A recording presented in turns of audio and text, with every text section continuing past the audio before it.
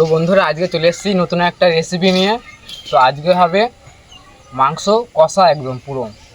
তো চলো বন্ধুরা দেরি না করে শুরু করে দিই। চলে এসেছে, প্রথমে আমরা আলুটাকে ছুলে নেব।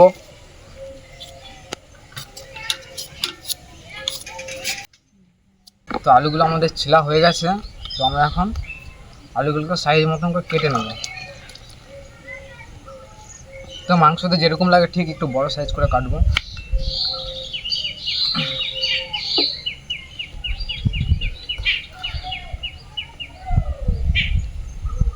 আমরা খুব বেশি আলু দেবো না, তো আমরা দুটো আলু দেবো। তো আলুগুলোকে কেটে নিয়েছি, এবার এখানে জলে দিয়ে দেবো।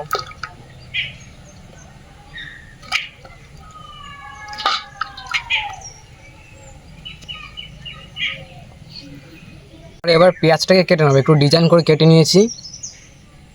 তো আমরা পেঁয়াজটাকে ফাইনালি কেটে নেবো।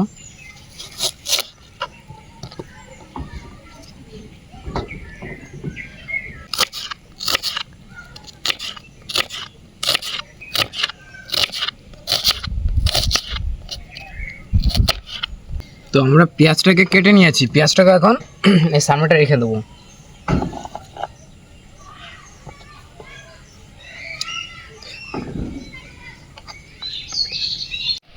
তো বন্ধুরা এবার আমরা টমেটোগুলোকে ভালো করে পরিষ্কার জলে ধুয়ে নেব। তো এরপরে আমরা টমেটোগুলোকে কেটে নেব।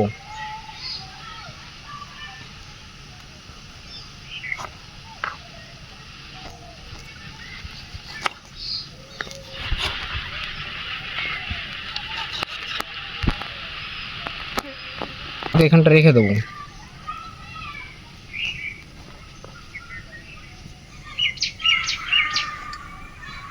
তারপরে আমরা লঙ্কাগুলোকে ধুয়ে নেব। খুব বেশি লঙ্কা দেবো না, ঝাল অনুযায়ী হালকা লঙ্কা দেবো। লঙ্কাগুলোকে এবার কেটে নেব।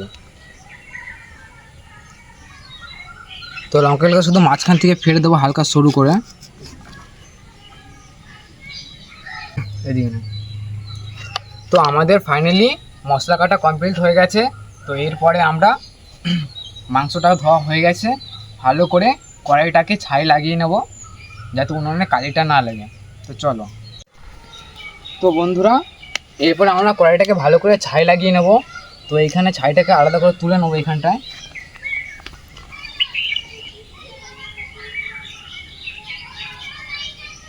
তো এবার এখানে জলটা দিয়ে নেব।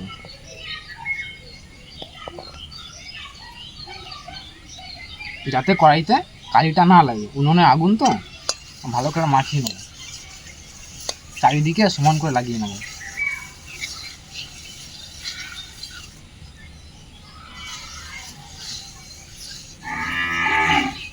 তো এরপরে আমরা শুকনো ছাইটাকে এবার দিয়ে দেবো হালকা হালকা করে।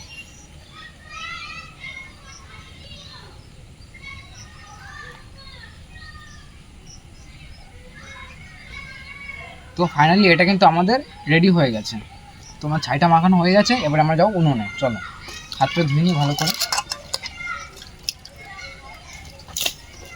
মশলাটাকে ভালো করে মেরিনেট করে নেব। মাংসটা দিয়ে দিলাম, তারপরে লঙ্কাটা দিয়ে দিলাম।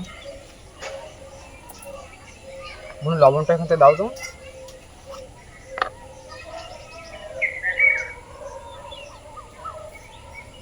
বাস লবণ। তো এবার টমেটোগুলো দিয়ে দেবো।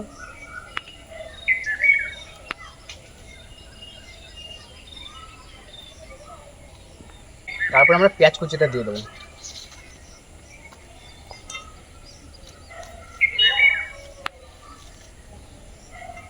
তারপর আমরা সব মশলা হালকা হালকা করে দিয়ে নেব। এটা হচ্ছে ধনের গুঁড়ি পরিমাণ মতন, সব মশলা দিতে হবে হালকা করে। পরিমাণ মতন ধনের গুঁড়িটা দিয়ে নিয়েছি। এটা হচ্ছে হলুদ, পরিমাণ মতন হলুদ দিয়েছি। এরপরে দেবো জিরের গুঁড়ি। কিরা শোনি আজকে রান্নাটা টেস্ট হবে তো? তো এরপরে আমরা আদা রসুনের পেস্টটাকে দিয়ে নেবো। ধর তো কোনো কাটতো এটা। তো বন্ধুরা আমাদের মাংসটা মেরিনেট করা হয়ে গেছে। দেখো কি সুন্দর লাগছে এক একটা পিস, খুব সুন্দর লাগছে, কালারটা খুব সুন্দর এসছে। তো রান্না করার পরে খুব সুন্দর কালার আসবে দেখে মনে হচ্ছে। তো বন্ধুরা ভিডিওটা দেখতে থাকো শেষ পর্যন্ত। তো আমরা এবার পরিমাণ মতন তেলটা দিয়ে নেব।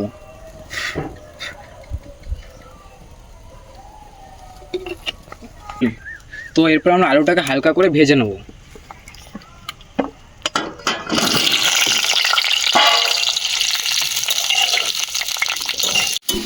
তো বন্ধুরা এরপরে আমরা ভাজা আলুটা এখানে দিয়ে নেবো। তো এত সুন্দর সেন্ট বেরোচ্ছে মশলা থেকে, খুব সুন্দর হয়েছে দেখে মনে হচ্ছে, কালারটা খুব ভালো এসেছে। তো এরপরে আমরা হালকা করে এটাকে মিলিয়ে নেব। দেখো কত সুন্দর লাগবে দেখতে, একদম খুব সুন্দর হয়েছে।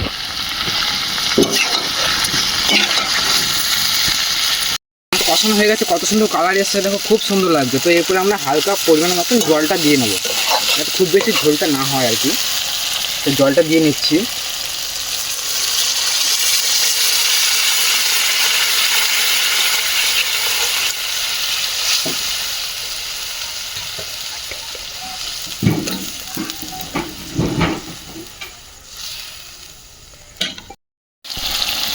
তো বন্ধুরা আমাদের মাংসটা করা হয়ে গেছে, কালারটা খুব সুন্দর এসছে।